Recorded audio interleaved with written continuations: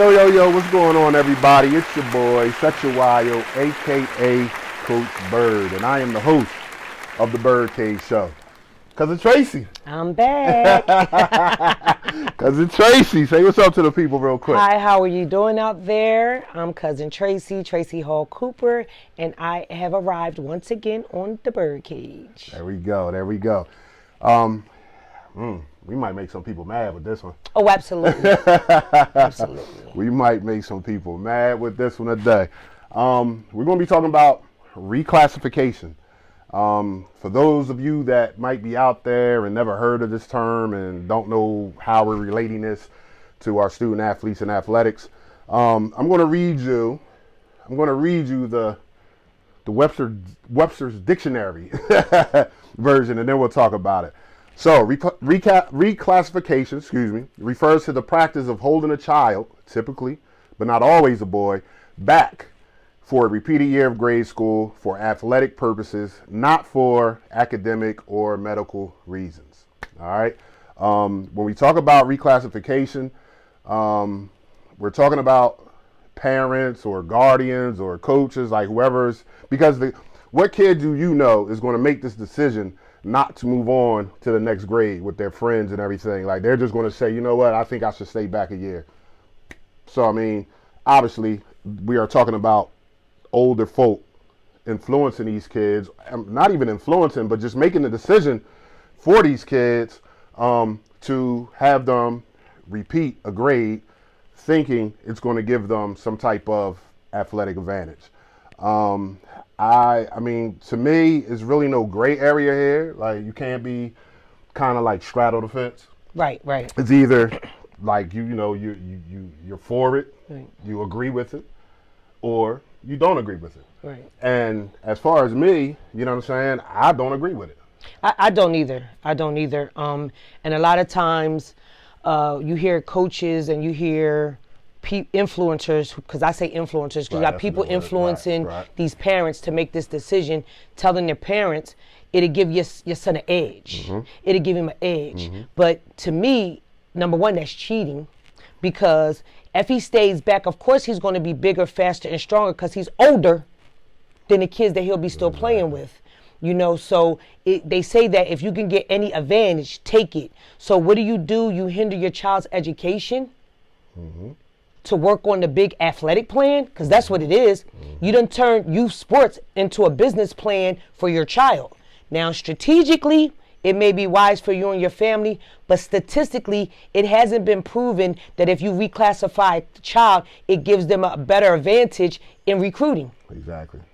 Because your child is still compete with people all over the country. Exactly. You know what I mean? Exactly. So your child may be a bigger fish in the small pond here, but he still got to compete with the larger pond throughout the country. Exactly. For these little bit of scholarships, though. Right. And that's the thing, cousin. Like, you're hoping that, little Timmy is little Timmy in the 8th grade, but we'll let him do the 8th grade again, and hopefully he'll be big Timmy by the time he's going into high school. But that doesn't necessarily mean that if that happens, first of all, because we don't know, he might not grow no more. He might be as big as he's going to be. Now, some kids are big in middle school, and then they don't grow no more. They cap out. They cap out. You know what I'm saying? So that's not, going to say that you are guaranteed an athletic scholarship because you do this. A D1 athletics, because that's let's call a spade a spade. Right, true, the target is a D1 scholarship, because you'll find out, and for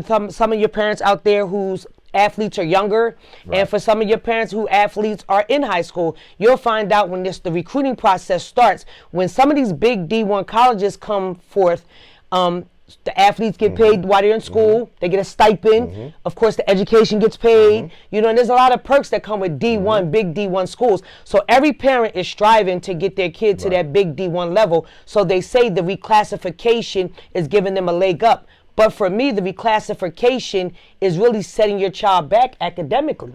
To me, it's setting them back academically. And plus, of course, you're going to, again, I'm going to repeat it. Of course, you're gonna be bigger, stronger than little Bob, right? Because now I'm Big Timmy in the 8th grade, right? Playing up against little Bob, who's a true 8th grader, right? And you know, for most people, I don't know what most people's ages are, but for me, I entered 8th grade at 12. I graduated 8th grade at 13. Right. I entered high school at 13. Right. 9th grade, I turned 14. I was a true freshman. Now, and think about it. That right there would give a lot of parents, like, you know what, I'm going to make her do one of these grades over again. Right. You know what I'm saying? Because usually you figure, you're going to a high freshman as 14. Right. You know what I'm saying? Yeah, so. And that's true, but my point into this is why we just can't make our kids step up. So you in 8th grade and you in the unlimited squad and John laid the hammer to you. Right. Poof. All right, well, we need to reevaluate. Right. Add more protein, lift a little more, get different with your weightlifting regimen. Right. So when you move on to 9th grade, when you see, because you will see John again. Right.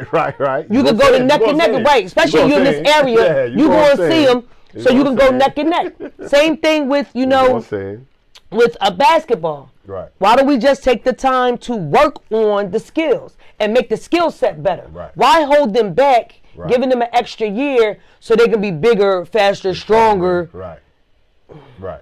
And again, like you said, like you're not taking like I know we was going to talk about this a little later, but it's all relevant, so we're going to talk about it all. You know what I'm saying? But what are you teaching your son or your daughter? Because now girls is doing it. Yeah. Now. Like before, it was typically boys, just the guys, but now girls is even doing it. So like, what are we? You know what I'm saying? Like, what values are we? Like, you know what, son, you're not good enough. We're gonna hold you back, and then hopefully you'll get better. Right? You'll get better. Da da da da da. You know what I'm saying? Like that just don't make sense to me.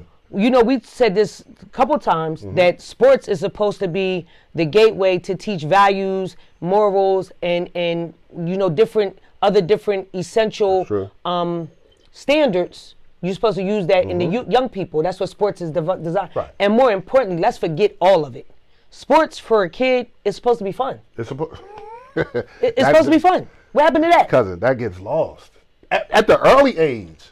I'm talking about like I'm not to put none of my coworkers on blast, but I have coworkers that have like elementary school age kids and all these different travel squads and this, that, and the third and da-da-da-da-da. And I think, like, are they having fun? I think if you start to look at the statistics of burnt out athletes, I think that would outweigh the ones that actually do all this extra stuff and really take it to another level. Because at some point the kids get tired because it ain't about the kids no more. It's about the parent. Right. It's about the parent. It's about the business plan for the family. It's the business plan for the family. Right. Did you see the YouTube video that went viral with the two little babies? Oh yeah. With Pop Warner. Drill. Child. And it was crazy, and it was even crazier to me. Like that the adults was cheering it on. The adults was cheering it on.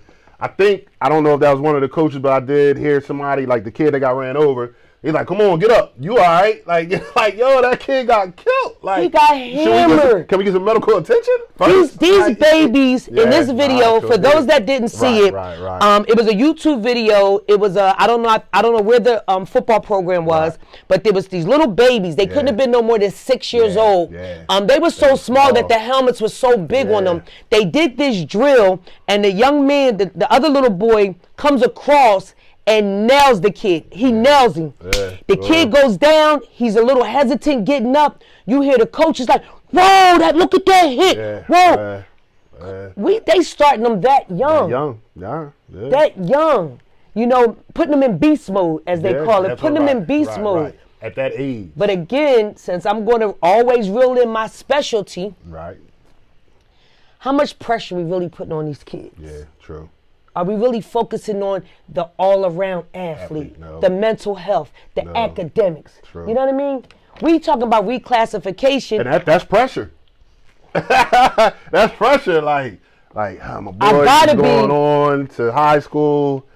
And doing first the of all, eighth grade again, I'm getting clowned. Right. I know kids get clowned. People can say what you want. That's why a lot of people that reclassify their kids or put their kids in prep school, in a different school because their homeboy like, yo, you only strong like that because your mom left you back in the 8th grade. Like, you behind. Like, you not up here with us. You know what I mean? And I don't think, again, I don't think the adults, because now sports, we forget about the kids in this. True. Forget about the kids in it. They not even, they afterthought.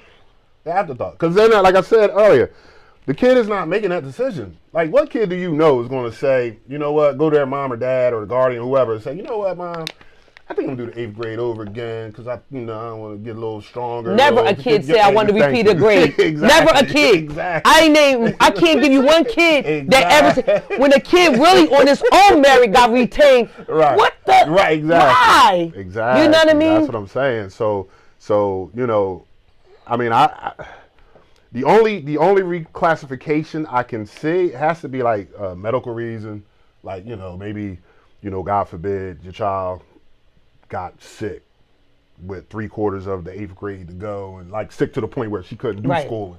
All right, yeah, you got to do the 8th grade over again because you didn't get a chance to because learn. you didn't meet the academic criteria. Exactly. And I could also see if your son or daughter was behind academically. Right. Okay. Retention is in order. But if we're going by what reclassification is, and if the intent for keeping your child behind is for athletic purposes only, you are not benefiting your child. At all. I don't care. And again, I'm going to say this. This is my opinion, which I have a right to. Mm-hmm. But I feel like you don't do your child a service by reclassifying them to give them a leg up against the other athletes. Exactly. And like when we was talking about the D1 recruiting type situation, like recruits look at that. So they're looking like, all right, he's a senior, but he's 19. You know what I'm saying? Like, and a lot of recruiters think older kids really are not mature. They mature. So their upside is not as high as a kid that's, you know, in their regular grade, their regular age. They got more of an upside than a kid that's already surpassed that, but just happened to be a senior because back in middle school or the 9th grade, they reclassified. You know what I'm saying? And I mean, it's just when I just don't see the purpose of it. Like, I don't see the purpose. I don't see us. And it's crazy because you got and it's a lot of people I see doing a reclassification are young men, and I'm just going to speak on young men. Are young men who are already strong. Yeah. Who are already like ahead of the game. That's true. How much more ahead of the game do you want them to be? What are we aiming for? What are we aiming for here? Like, where's the growth? Where's the room for growth? Because like I seen this one young man, calves is huge, abs all cut up. This kid is in the 8th grade. Right. Parent says, female parent, no dad around. Yeah, I'm thinking about reclassifying my kid. Where you hear that from, lady? Right, exactly. What coach told you to do that? That's what it is. You know, so I'm going to reclassify him because he got to work on his skill set. You can do that during the off season, and that's my thing. What happened to extra training, off season? But then again, I'm going to say I know people who go to trainers. I'm watching these kids' videos. Right. They are being trained at a high level. Right. Trainer is doing work with them. Phenomenal work. Right.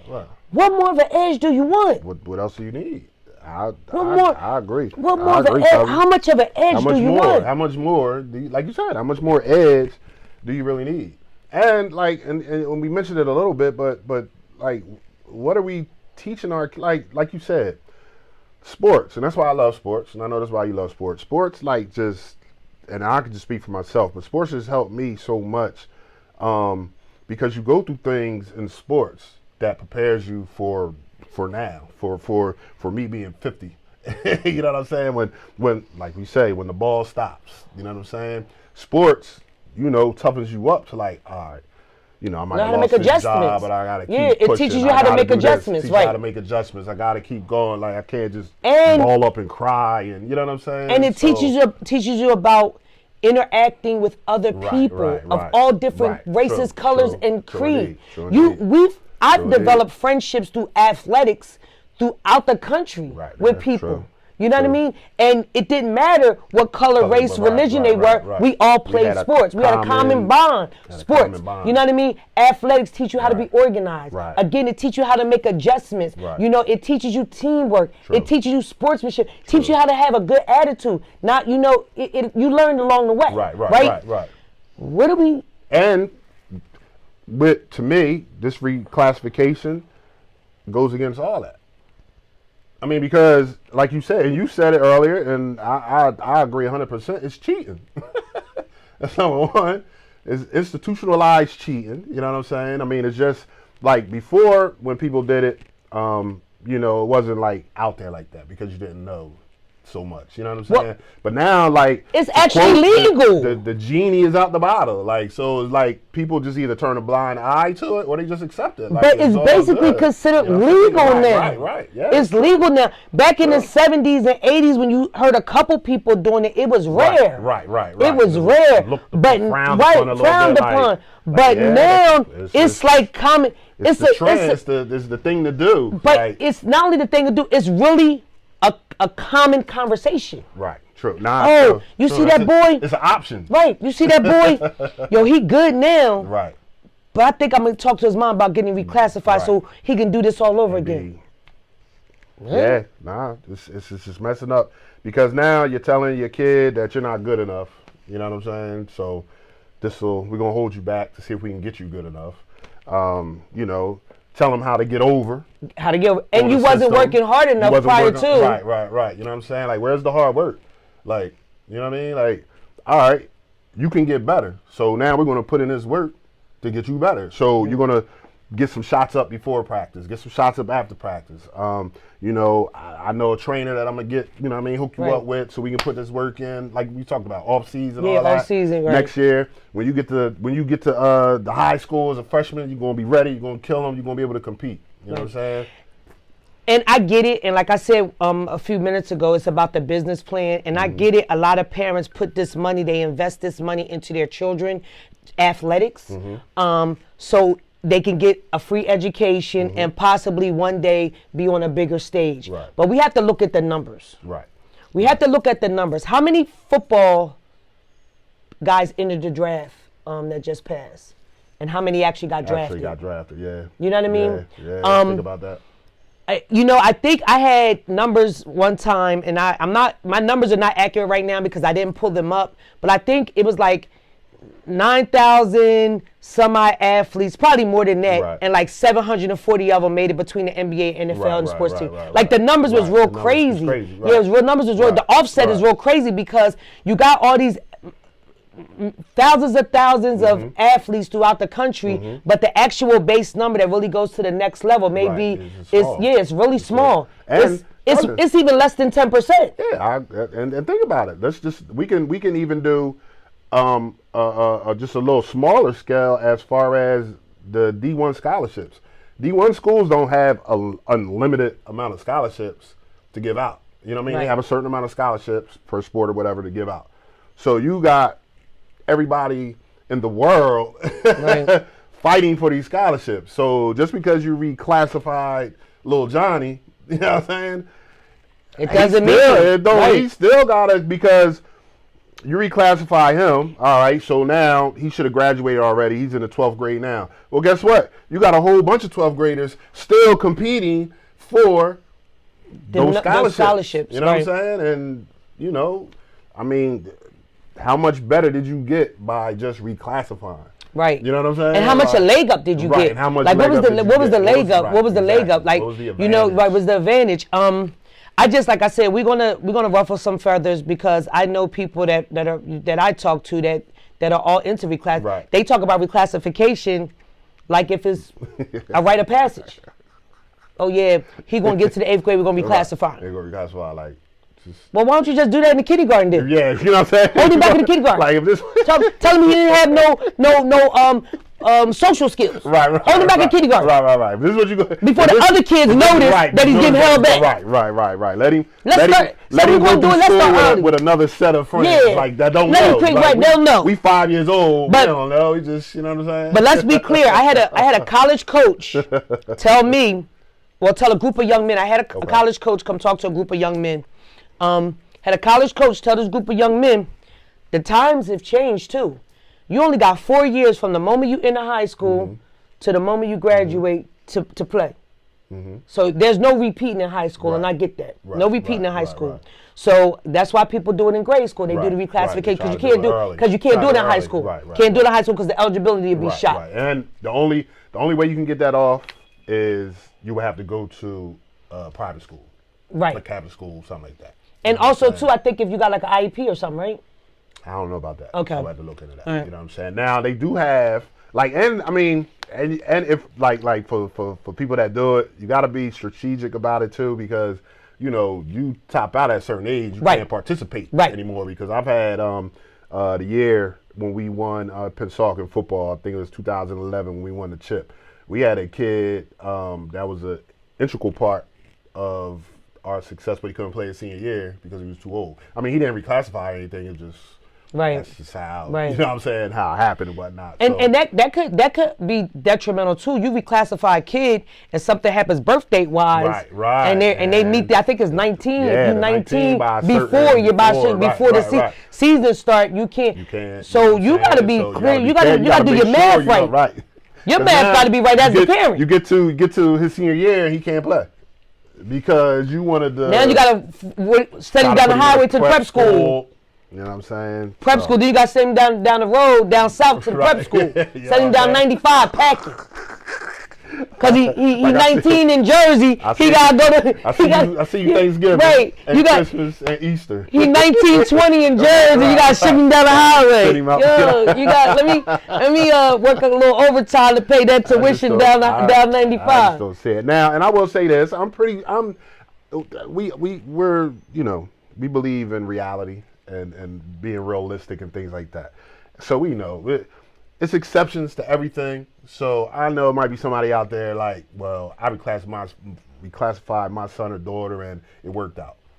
Hey, kudos. Right. Hey, good job. You know what I'm saying? But for the amount of kids that reclassified, it's not. The turnaround ratio. Right. The turnaround ratio ain't. That's what I'm saying. You know what I mean? The numbers is super low. You know, because there's always exceptions to every rule. That's what I'm saying. There's exceptions to every rule. We get that. But that is not that number is not on the high end of things. You know what I'm saying? That number is very low for people who actually it works out for. You know what I'm saying? I wish I could. And I don't know, with today's technology and everything, you probably can't figure it out. We might have to revisit this with some research. Yeah, with some research and some statistics. I would like to figure out the guys and girls in professional sports that actually reclassified when it was in 8th grade, right, and all of that. You know what I'm saying? Just to see the numbers. I'm sure I can find it. We can find it somehow. So it might have to be a part 2 to this. Clearly, and we might want to bring somebody on that's in agreement with the reclassification, so you can get both sides of the coin. Because we're, that's true. I say we like this my podcast. As a reoccurring guest, we want to make sure we have both sides of the coin. Oh yeah, true indeed. Because because we're related, we kind of think alike in a lot of ways. So we want to bring so people can have another. True. So with that being said, people, make sure first of all you subscribe, hit the notification bell, but also you can hit us in the comments. You can hit us on our Instagrams, Facebooks, all that type stuff. You know what I'm saying? If you feel a different type of way and you want to get your point across, and we don't run from anything or anybody, so and we open to it. We open, it's a conversation, right? You know what I'm saying? We're not saying we're right all the time and we know everything, so if you can come up with some points and make us think differently, we're welcome to it. We're welcome to it. I just know we can have this conversation, and if you got some valid points, we'll bring you on the show. And we can discuss it on the show. You know what I'm saying? So I just know in this day and age right now, and it's a topic that needs to be discussed because I just see it happening more than not now. Yeah. And true. it's just done so casually, so frivolously. Oh yeah. Like it's nothing now. Like before, like you said, before, if somebody brings up reclassification, it's kind of like a, huh? What you talking about? Why we doing that? What we doing that for? Now it's like, yeah, I think I'm gonna reclassify them. It's just like, oh, all right. And you know, there used to be a time when your child couldn't go on to the next grade, and it looked like a black eye, a bruise. Right. Like your child was academically, right. My child couldn't maintain academically, but now, because they're doing it for sports, it's just all Willie McNilly. Yeah. Oh, we reclassify him. He gonna repeat the 8th grade. He gonna be on the unlimited football team. Right. Yeah, but your son about to be 16. Right, exactly. He gonna be out there with 13-year-olds. Exactly. Like what are we doing here? Is that cool? What are we right? Is it cool? Like, what are we really doing here? Like as a parent, are you proud? Like I was never put in that position, and even if I was, that wouldn't probably happen. But like as a parent, are you excited because your 15-year-old 8th grader is putting in work against some 13-year-old, 12-year-old kid? Are you out there like, yeah, he's killing them? Well, he's supposed to. He a grown man. He got a beard. I say that all the time. I be like, yo, he a grown man. Yo, he's 21 years old. What is he doing? What is he doing out there? You know what I'm saying? So. No, I was just joking, but yeah. But either way, I do say it like he a grown man. Right. Like he coming out there with the beard. Right. You know what I'm saying? He a sophomore in high school with a beard. Like what's going on? Because he got reclassified. You know what I'm saying? So hey, listen. Like I said, please like, subscribe, hit that notification bell. Hey, put your comments in the comments. You can hit us on our social media platforms as well. We would love to talk to you. Like cousin said, if this is what you did for your son or daughter, you know what I'm saying? Talk to us. If you can make it make sense for us. Right. If you can make it make sense for us, talk to us. Let's talk about it. You know what I'm saying? Let's definitely talk about it. Well, I'm going to take this time to thank you for having me back. Oh, come on. I'm going to say something. Before I let you give your shout outs real quick while we wrapping this up, I'm going to say this. And I'm also going to say this to the people out there watching. Some of you guys have been hitting me with your critiques and things that, please keep them coming. You know what I'm saying? Keep them coming. I love the criticism, and whether good or bad, you know what I'm saying? Keep that coming. But I'm going to tell you this. I've been getting a lot of, your cousin Tracy needs to be the co-host. You know what I'm saying? So we'll talk about that off camera. So not only, I know I always say she'll be back. You might see her every episode, but we got some things we got to discuss. We got to discuss some things. We got to discuss my contract. Right, exactly. We got to discuss some I work well for food. Exactly. So, cousin, before we get out of here, you got any shout outs you want to say? Just my typical shout out to the family, shout out to the crew. I appreciate the time here. Sure. Again, my name is Tracy Hall Cooper.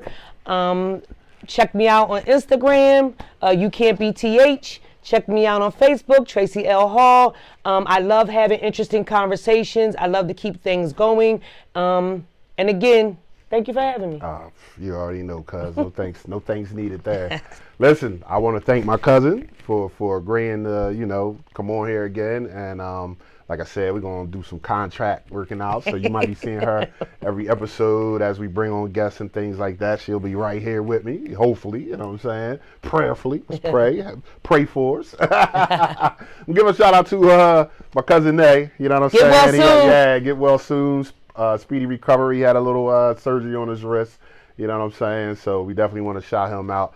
My man Tracy Lee, you know what I'm saying? For those that don't know, he has a new album out with the same title, Glory, merchandise. The book just dropped, Glory, the manuscript. So I need all you guys to go check him out. You can get him at Tracy Lee INC. You know what I'm saying? For all your merchandise, the book, the album, the whole nine. You know what I'm saying? So definitely check that out. And once again, Sechuayo, a.k.a. Coach Bird, and I'm the host of the ByrdCage Show. Talk to you soon.